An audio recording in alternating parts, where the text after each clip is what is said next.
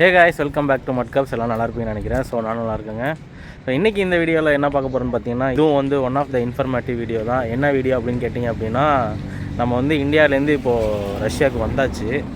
வந்துட்டு மாஸ்கோ ஏர்போர்ட்டில் immigration clear பண்ணிவிட்டு உள்ளே என்ட்ரு ஆகிறப்போ நமக்கு ஒரு ஸ்லிப்பு தருவாங்க. அது பேர் வந்து இமிக்ரேஷன் கார்டு. அதை நம்ம வந்து இன்கேஸ் நம்ம நெக்ஸ்ட் இயர், அதாவது ஃபஸ்ட் இயர் வந்துட்டு செகண்ட் இயர் ஊருக்கு போகலனாலும் சரி, இல்லை என்டையர் 6th இயர் வரைக்கும் நம்ம ஊருக்கே போகாமல் லாஸ்ட்டாக ஊருக்கு போகிறோனாலும் சரி, இல்லை வந்து எவ்ரி இயர் நம்ம ஊருக்கு போனாலும் சரி, அந்த கார்டை வந்து நம்ம வந்து எப்பயுமே கேரி பண்ணியிருக்கணும். அதை ஒன்ஸ் நம்ம ரஷ்யாவுக்குள்ளே என்ட்ராகிறப்போ நமக்கு கொடுப்பாங்க. அதே மாதிரி ரஷ்யா விட்டு வெளியாகிறப்போ அதை நம்ம வாங்கி வச்சுப்பாங்க.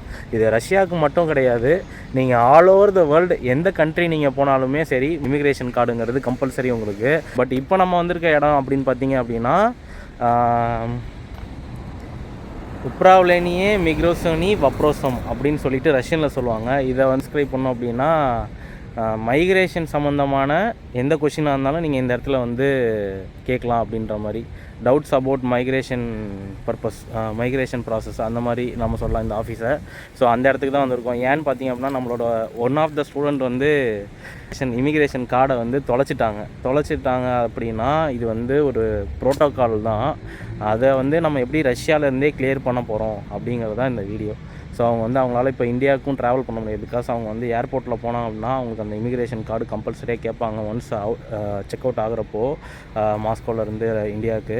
ஸோ அதனால் அவங்களால இந்த வருஷம் ட்ராவல் பண்ணவும் முடியல, எங்கே மிஸ் பண்ணாங்கன்னு தெரியல. ஸோ இப்போ நம்ம வந்து ரஷ்யாவில் வந்துட்டு அந்த இமிக்ரேஷன் கார்டை மிஸ் பண்ணிட்டோம் அப்படின்னா, அதை எப்படி நம்ம வந்து டூப்ளிகேட் வாங்குறது, அதோட ப்ராசஸிங் எப்படி, அதுக்கான சார்ஜஸ் எவ்வளோங்கிறத நம்ம இந்த வீடியோவில் ஃபுல்லாக டீட்டெயில்ஸாக பார்க்கலாம். வாங்க வீடியோக்குள்ளே போகலாம். இதுதான் நம்மளோட ஆஃபீஸு. ஸோ இது வந்து நீங்கள் உங்களோட பிளேஸ் ஆஃப் ரெஜிஸ்ட்ரேஷன் எங்கே இருக்கோ அதோட நியர்பையில் இருக்கும். ஏன்னா நீங்கள் வந்து எல்லா போலீஸ் ஸ்டேஷனும் உங்களால் போக முடியாது. ஸோ உங்களோட பிளேஸ் ஆஃப் ரெஜிஸ்ட்ரேஷன் எங்கே இருக்கோ அதுக்கு நியர்பை போலீஸ் ஸ்டேஷன் மைக்ரேஷன் பாருங்கள். வப்ரோசம் மிக்ரோசோனி அத்தல் நம்பர் 4. அவங்க உள்ளே போயிட்டு காட்டுறேன். இவங்களாம் வந்து அதுக்கு தான் வந்திருக்காங்க.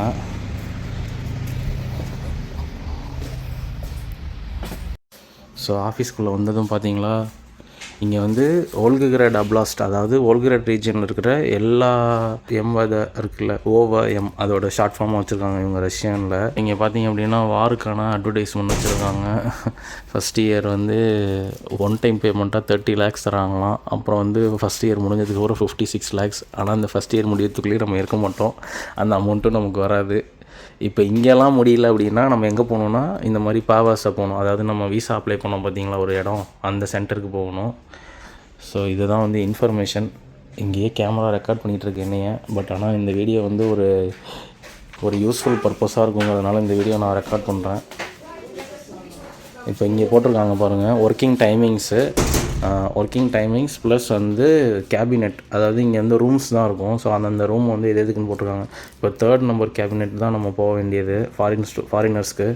6 எல்லாம் பார்த்திங்க அப்படின்னா, இப்போ இங்கே நியூ பார்ன் சைல்டெலாம் இருப்பாங்களா, அவங்களுக்கு பாஸ்போர்ட் எடுக்கிறது வருவாங்க. ஸோ இப்போ உள்ளே பார்க்குறேங்க எவ்வளோ பேர் இருக்காங்கன்ட்டு.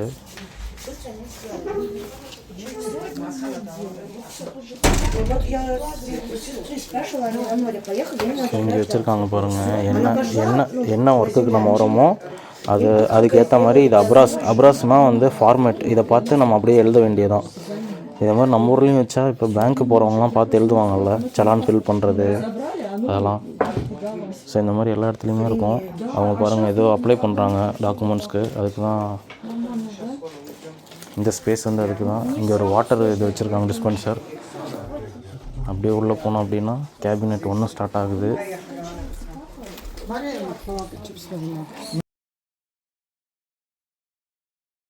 அதுதாங்க red passport, Russian passport.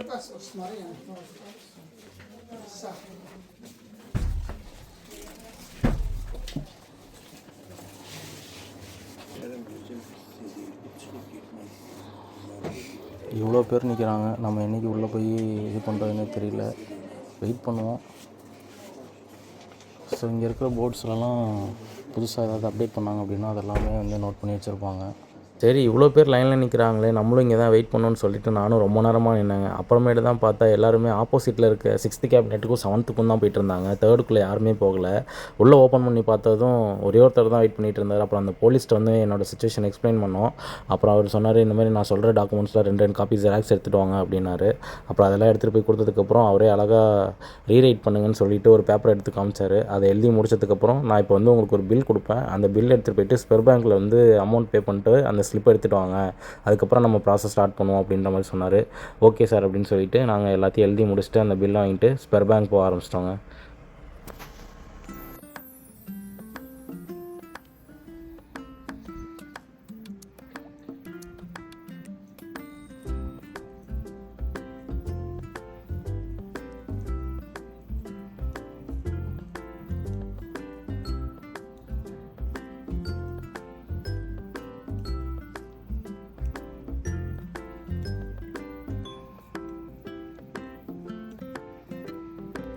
Police ஸ்டேஷனில் கொடுத்த ஸ்லிப்பை வாங்கிட்டு நம்ம இப்போ எங்கே வந்திருக்கோம்னு பார்த்தீங்கன்னா ஸ்பெர் பேங்க்கு. நான் தான் உங்கள்கிட்ட சொன்னேன்ல, நம்ம ஊரில் எப்படி ஸ்டேட் பேங்க்கோ அந்த மாதிரி ரஷ்யாவில் ஸ்பெர் பேங்க்கு. என்ன ஒரு ப்ராப்ளமாக இருந்தாலும் நம்ம இங்கே தான் வந்து பே பண்ணுறதுக்கு வருவோம்.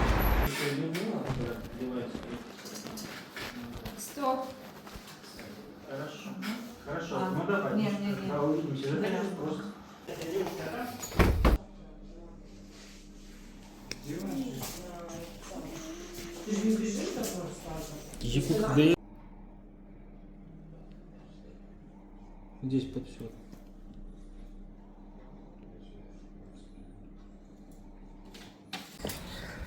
So guys, finally done with our immigration card work. என்னடா ட்ரெஸ் எல்லாம் மாறிடுச்சு, ஆளே மாறிட்டுன்னு பார்ப்பீங்க. இல்லைங்க, இது வந்து 3 நாள் ஆச்சு. ஆக்சுவலி டியூஸ்டே வந்தோம், திருப்பி வெனஸ்டே வந்தோம், அப்புறம் இன்றைக்கி ஃப்ரைடே சொல்லியிருக்காங்க. ஸோ ஃபைனலி வேலையை முடிச்சாச்சு ஒரு வழியாக. இந்த பர்சனையும் நான் வந்து எக்ஸ்பிளைன் பண்ணேங்க, எப்படி இருந்துச்சு ப்ரொசீஜர் அப்படிங்கிறத சொன்னேன். இல்லை நீங்களே சொல்லுங்கள் அப்படின்ற மாதிரி சொன்னாங்க. நான் உங்களுக்கு வந்து கிளியராக எக்ஸ்பிளைன் பண்ணுறேன், என்ன ப்ரொசீஜர், என்னென்ன டாக்குமெண்ட்ஸ் கேட்டாங்க, எவ்வளோ நம்ம பே பண்ணோம் அப்படின்றதையும் நான் உங்களுக்கு சொல்கிறேன். ஸோ இதுதான் மக்களே நான் சொன்ன இமிக்ரேஷன் பேப்பர். என்னடா இது பஸ் டிக்கெட் மாதிரி இருக்குன்னு பார்த்தீங்கன்னா அவ்வளோதாங்க இருக்கும், பாஸ்போர்ட் சைஸ் தான் இருக்கும். நானே தெரியாமல் நிறைய பேர் மிஸ் பண்ணிடுவீங்க. பட் ஆனால் அந்த மாதிரி பண்ணிடாதீங்க, சேஃபாக வச்சுக்கோங்க. நார்மலாக வந்து நம்மளோட ரிஜிஸ்ட்ரேஷன், அப்புறம் வந்து பாஸ்போர்ட் ட்ரான்ஸ்லேஷன், அப்புறம் ஓல்டு அதாவது பழைய இமிக்ரேஷன் கார்டு இருக்குல்ல, அதோட ஜெராக்ஸ் காப்பி இருந்துச்சுன்னா போதும். அப்புறம் வேறு என்ன கேட்டாங்கன்னா ஸ்டூடெண்ட் கார்டு மட்டும் கேட்டாங்க ஒரு சேஃப்டி பர்பஸ்க்கு. அப்புறம் அவங்க வந்து பாசாவில் செக் பண்ணிட்டு, பாசானா கம்ப்யூட்டர். இப்போ வந்து ரஷ்யாவுக்கு ஃபுல்லாகவே பார்த்தீங்க அப்படின்னா ஒன்எஸ் போர்ட்டல்னு ஒன்று ஓப்பன் பண்ணியிருக்காங்க. இப்போ நீங்கள் ஒர்க் கிரேடில் அப்டேட் ஆச்சுன்னா அது மாஸ்கோலையுமே அப்டேட் ஆயிரும் ஆட்டோமேட்டிக்காகவே. அந்த மாதிரி ஒரு சிஸ்டம் கொண்டு வந்திருக்காங்க. அப்புறம் பார்த்தீங்க அப்படின்னா இதெல்லாம் ப்ராசஸ்லாம் பண்ணி முடிச்சுட்டு எல்லாத்தையுமே 2 காப்பி ஜெராக்ஸ் கேட்டாங்க. ஜெராக்ஸ்லாம் கொடுத்துட்டு அவங்க ஃபார்மேட்லாம் ரெடி பண்ணிவிட்டு நமக்கு வந்து டெக்டலோஸ்கோப்பின்னு இருக்கும். டெக்டலோஸ்கோப்பினா ஃபிங்கர் பிரிண்ட்ஸ் வந்து ஸ்கேன் பண்ணுவாங்க. இப்போ எப்படி இங்கே ரஷ்யாக்குள்ள என்ட்ரானோடனே க்ரீன் கார்டு அப்ளை பண்ணுவோமோ அதே மாதிரி இங்கே ப்ராசஸ் பண்ணுறாங்க இப்போ டூப்ளிகேட் இஷ்யூ பண்ணுறதுக்குமே. ஸோ அதில் பார்த்திங்க அப்படின்னா நம்மளோட 10 ஃபிங்கர்ஸு ப்ளஸ் பாம், அப்புறம் வந்து விரலை வந்து இப்படி வச்சு உருட்டுறாங்கங்க. அதெல்லாம் பார்த்துட்டு தான் நான் வந்து ஷாக் ஆகிட்டேன், என்னடா இந்த அளவுக்கு ஒரு சேஃப்டி கொண்டு வந்துட்டீங்க அப்படின்னு சொல்லிட்டு. ஸோ எல்லாமே ஒரு வழியாக முடிஞ்சிச்சு. ஃபஸ்ட்டு வந்து ரைட் ஹேண்ட் வந்து கிளியராக வந்துடுச்சு, லெஃப்ட் ஹேண்ட் பண்ணுறப்போ வரல ஸ்கேன் ஒழுங்காக. அப்புறம் போயிட்டு திருப்பி ஹேண்ட் வாஷ் பண்ணிவிட்டு அதை வந்து ட்ரை பண்ணிவிட்டு வந்து திருப்பி வைக்க சொன்னாங்க. அப்புறமேட்டு தான் ரெடி ஆச்சு. அப்புறம் இது ஃபிங்கர் பிரிண்ட்லாம் வச்சதுக்கப்புறம் ஒரு 20 மினிட்ஸ் வெயிட் பண்ணிவிட்டு அதை ஒரு கம்ப்யூட்டர்லேருந்து அப்லோட் பண்ணிவிட்டு அதை மாஸ்கோவுக்கு சென்ட் பண்ணுறாங்க. சென்ட் பண்ணிவிட்டு இமிக்ரேஷன் டிபார்ட்மெண்ட்லேருந்து ஓகே உங்களுக்கு டூப்ளிகேட் இஷ்யூ பண்ணலான்னு சொல்லிட்டு அதுக்கு ஒரு மெயில் வந்தோடனே இவங்க வந்து இங்கேயே பிரிண்ட் பண்ணிவிட்டு ஒரு காப்பி வந்து இவங்களே ஸ்டோர் பண்ணி வச்சுக்கிறாங்க. நம்மளோட டாக்குமெண்ட்ஸ் வாங்கினாங்க பார்த்தீங்களா, ஜெராக்ஸ் காப்பீஸ், அதோட சேர்த்து அட்டாச் பண்ணி அந்த ஒரு காப்பி வச்சுக்கிறாங்க. இன்னொரு காப்பியில் வந்து duplicate but free of cost அப்படின்னு போட்டு நமக்கு இஷ்யூ பண்ணிடுறாங்க. ஸோ இப்படி தாங்க ப்ரொசீஜர் இருந்துச்சு. இதுக்கு மொத்த செலவு 2000.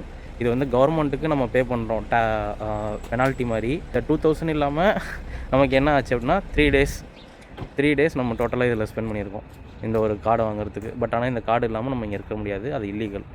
3 பேப்பரில் சைன் வாங்கினாங்க. எதுக்குன்னு பார்த்தீங்க அப்படின்னா அவங்க அதிலே வந்து பிரிண்ட் பண்ணி கொடுத்துட்றாங்க அழகாக அவங்களோட நேம் போட்டு, நேமு என்ன இஷ்யூ அப்படின்னு சொல்லிட்டு, இந்த மாதிரி நான் வந்து எல்லாத்துக்குமே அக்ரி பண்ணுறேன், என்னோடதை நான் தான் லாஸ் பண்ணிட்டேன், பட் இது வந்து செக்யூரிட்டி வயலன்ஸ் கிரியேட் பண்ணக்கூடாதுன்னு சொல்லிட்டு நான் இதை வந்து உங்கள்கிட்ட அப்ளை பண்ணி டூப்ளிகேட் வாங்குறதுக்காக வந்திருக்கேன் அப்படின்னு சொல்லி அவங்களே பிரிண்ட் பண்ணி கொடுத்துட்டாங்க. அதில் நம்ம சைன் போட்டு இப்போ நம்ம ஸ்டூடெண்ட்டாக இருக்கிறதுனால ஈஸியாக ப்ராசஸ் முடிஞ்சு. இதே நீங்கள் வந்து ஒரு ஒர்க்கராகவோ இல்லை வந்து ஒரு டூரிசம் ஸ்டேலேயே இருந்து இந்த மாதிரி ஆயிடுச்சு அப்படின்னா இது ரொம்ப பெரிய ப்ராசஸ்ங்க. ஸ்டூடெண்ட்டாக இருக்கிறதுனால உங்களுக்கு சிம்பிளாக முடிஞ்சு ப்ராசஸ்ஸு. ஸோ இந்த மாதிரி ஃப்யூச்சரில் அதாவது தொலைச்சிடாதீங்க. ஊர்லேருந்து வந்ததுமே முதல்ல எதுக்கு கவர் போட்டிங்களோ இல்லையோ இந்த இமிக்ரேஷன் கார்டுக்கு ஒரு கவர் போட்டு தனியாக எடுத்து வச்சுருங்க. எப்பயுமே பாஸ்போர்ட்குள்ளே வைக்காதீங்க தயவு செஞ்சு. ஆனால் கண்டிப்பாக மிஸ் பண்ணிட்டீங்க அப்படின்னா இது ஒரு பெரிய ப்ராசஸ்ஸு. எங்களுக்கு ஏதோ லக்கிலேயே அந்த போலீஸ் வந்து ரொம்ப ஹெல்ப் பண்ணார். அவர் பேர் ஆல்பர்ட், அவருக்கு தேங்க்ஸ் சொல்லிக்கிறேன். அவர் என்ன வீடியோ எடுக்கிற அப்படின்னு கேட்டார். இல்லை இன் கேஸ் ஃபியூச்சரில் யாராவது தொலைச்சிட்டாங்க அப்படின்னா அவங்களுக்கு யூஸ்ஃபுல்லாக இருக்கணும்னு சொல்லிட்டு தான் வீடியோ எடுக்கிறேன் அப்படின்னா அப்போ எடுத்துக்கோ அப்படின்ற மாதிரி சொன்னார். இல்லைனா வந்து ஃபோனே வெளியே எடுக்க முடியாதுங்க, அந்த அளவுக்கு செக்யூரிட்டி பர்பஸ் இருக்கும். ஸோ இந்த மாதிரி ஃப்யூச்சரில் நீங்களும் யாராவது ஸ்டடி பர்பஸ்லேயே இல்லை ஒர்க் பர்பஸ்லேயே வந்துட்டு இந்த மாதிரி லாஸ் பண்ணிட்டீங்க அப்படின்னா நீங்களும் இந்த வீடியோ பார்த்துட்டு உங்கள் ஃப்ரெண்ட்ஸுக்கு ஷேர் பண்ணுங்கள். இதுதான் ப்ரொசீஜர். அதாவது தொலைஞ்சு போன இமிக்ரேஷன் கார்டை எப்படி கண்டுபிடிச்சி தரதுன்னு. எனக்கு ஏதோ ஸ்கூல் படிக்கிறப்போ லெட்டர் ரைட்டிங் சொல்லிட்டு ஒரு இது வரும். எவ்வளோ குடிநீர் வசதி வேண்டி, தெருவிளக்கு வேண்டி அப்படின்னு சொல்லிட்டு அந்த மாதிரி இருக்குது. இமிக்ரேஷன் டூப்ளிகேட் வேண்டி அப்படின்னு சொல்லி. So okay guys, hope you enjoy this video. எப்படி இருக்குங்க அதை கமெண்ட்டில் சொல்லுங்கள்.